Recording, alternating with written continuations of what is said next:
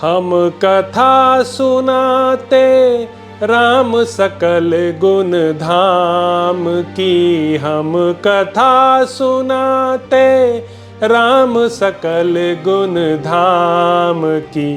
ये रामायण है पुण्य कथा श्री राम की। ये रामायण है पुण्य कथा श्री राम की। जम्बूदीपे भरत खंडे आर्यावर्ते भारतवर्षे एक नगरी है विख्यात अयोध्या नाम की। यह जन्म भूमि है परम पूज्य श्री राम की। यह जन्म भूमि है परम पूज्य श्री राम की। यह रामायण है पुण्य कथा श्री राम की। यह रामायण है पुण्य कथा श्री राम की। श्रीमद् वाल्मीकि रामायण भारत का स्वर्णिम महाकाव्य।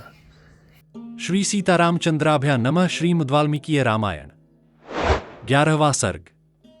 यह सीता नहीं है, ऐसा निश्चय होने पर हनुमान जी का पुनः अंतःपुर में सीता का पता लगाना, उनके मन में धर्मलोप की आशंका और स्वतः उसका निवारण होना। फिर उस समय इस विचार को छोड़कर महाकपि हनुमान जी अपनी स्वाभाविक स्थिति में स्थित हुए और वे सीता जी के विषय में दूसरे प्रकार की चिंता करने लगे। उन्होंने सोचा, भामिनी सीता श्री रामचंद्र जी से बिछुड़ गई हैं। इस दशा में ये न तो सो सकती हैं, न भोजन कर सकती हैं, न श्रृंगार एवं अलंकार धारण कर सकती हैं, फिर मदिरा पान का सेवन तो किसी प्रकार भी नहीं कर सकती। उन सबके बीच में महाबाहु राक्षसराज रावण विशाल गौशाला में श्रेष्ठ गौ बीच सोए हुए साड़ की भांति शोभा पा रहा था। जैसे वन में हाथियों से घिरा हुआ कोई महान गजराज सो रहा हो, उसी प्रकार उस भवन में उन सुंदरियों से घिरा हुआ स्वयं राक्षसराज रावण सुशोभित हो रहा था। 12 उस महाकाय राक्षसराज के भवन में कपिश्रेष्ठ हनुमान ने वह पान भूमि देखी जो संपूर्ण मनोवांछित भोगों से संपन्न थी। उस मधुशाला में अलग अलग मृगों, भैंसों और सुअरों के मांस रखे गए थे, जिन्हें हनुमान जी ने देखा। वानर सिंह हनुमान ने वहां सोने के बड़े बड़े पात्रों में मोर, मुर्गे, सुअर, गेंडा, साही, हरिण तथा वे किसी दूसरे पुरुष के पास, वह देवताओं का भी ईश्वर क्यों न हो, नहीं जा सकती। मयूरों के मांस देखे जो दही और नमक मिलाकर रखे गए थे, वे अभी खाए नहीं गए थे। देवताओं में भी कोई ऐसा नहीं है जो श्री रामचंद्र जी की समानता कर सके। अतः अवश्य ही यह सीता नहीं, कोई दूसरी स्त्री है। ऐसा निश्चय करके वे कपिश्रेष्ठ सीता जी के दर्शन के लिए उत्सुक हो पुनः वहां की मधुशाला में विचरने लगे। क्रिकल नामक पक्षी, भांति भांति के बकरे, खरगोश, आधे खाए हुए भैंसे, एकशल्य नामक मत्स्य और भेड़े, ये सबके सब रोद पकाकर रखे हुए थे। इनके साथ अनेक प्रकार की चटनियां, भांति भांति के पेय तथा भक्ष्य पदार्थ भी विद्यमान थे। जीभ की शिथिलता दूर करने के लिए खटाई और नमक के साथ भांति भांति राग और खांडव भी रखे गए थे। वहां कोई स्त्रियां क्रीड़ा करने से थकी हुई थीं, तो कोई गीत गाने से, दूसरी नृत्य करके भी थीं, थक गई थीं, और कितनी ही स्त्रियां अधिक मद्यपान करके अचेत हो रही थीं। बहुत सी स्त्रियां ढोल, मृदंग और चेलिका नामक वाद्यों पर अपने अंगों को टेक कर सो गई थीं तथा दूसरी महिलाएं अच्छे अच्छे बिछौनों पर सोई हुई थीं। वानर यूथपति हनुमान जी ने उस पानभूमि को ऐसी सहस्रों रमणियों से संयुक्त देखा, जो भांति भांति के आभूषणों से विभूषित रूप लावण्य की चर्चा करने वाली, गीत के समुचित अभिप्राय को अपनी वाणी द्वारा प्रकट करने वाली, देश और काल को समझने वाली, उचित बात बोलने वाली और रतिक्रीड़ा में अधिक भाग लेने वाली थीं। दूसरे स्थान पर भी उन्होंने ऐसी सहस्रों सुंदरी युवतियों को सोते देखा, जो आपस में रूप सौंदर्य की चर्चा करती हुई लेट रही थीं।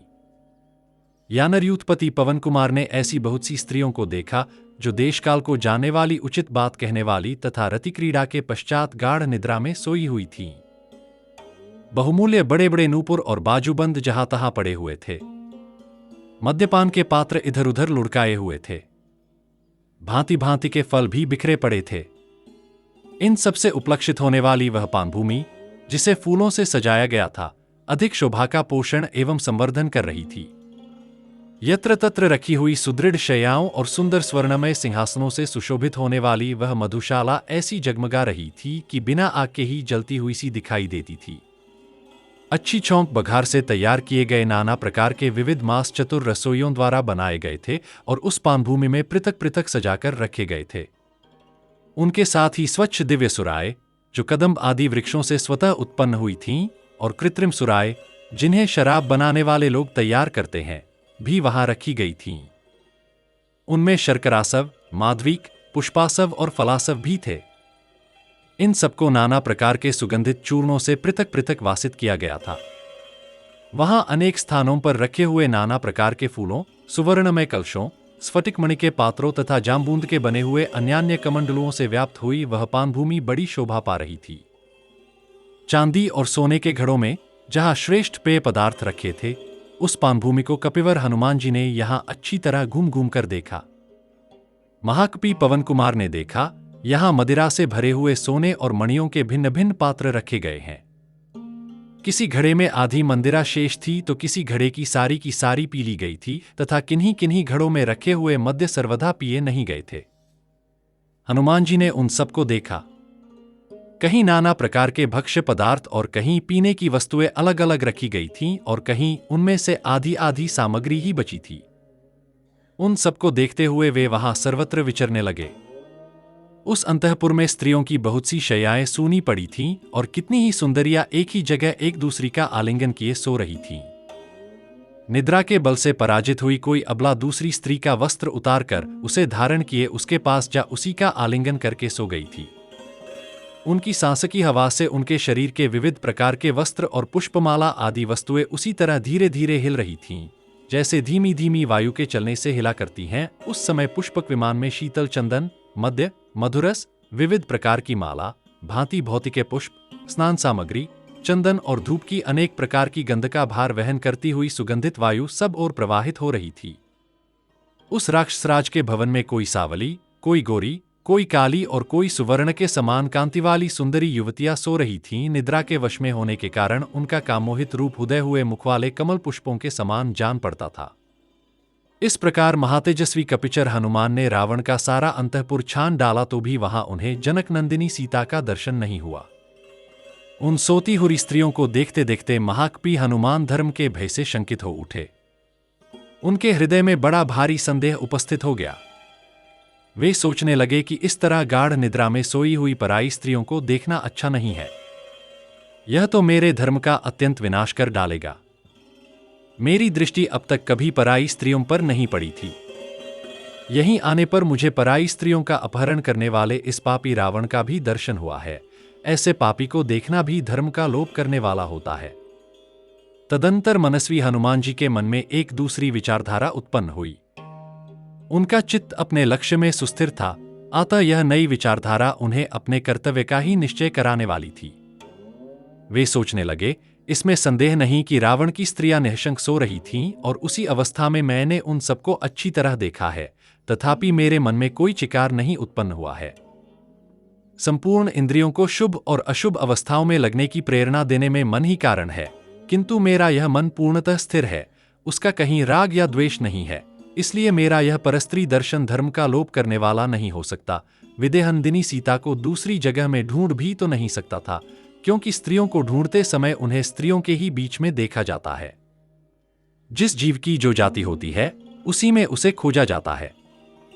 खोई हुई युवती स्त्री को हरिणियों के बीच में नहीं ढूंढा जा सकता है।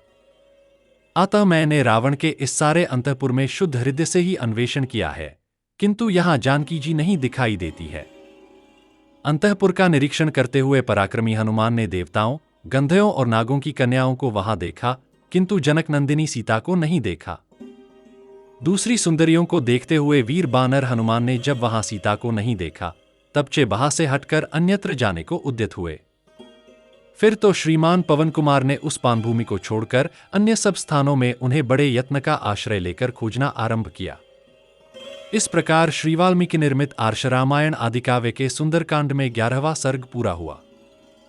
हम कथा सुनाते राम सकल गुण धाम की, हम कथा सुनाते राम सकल गुण धाम की। ये रामायण है पुण्य कथा श्री राम की।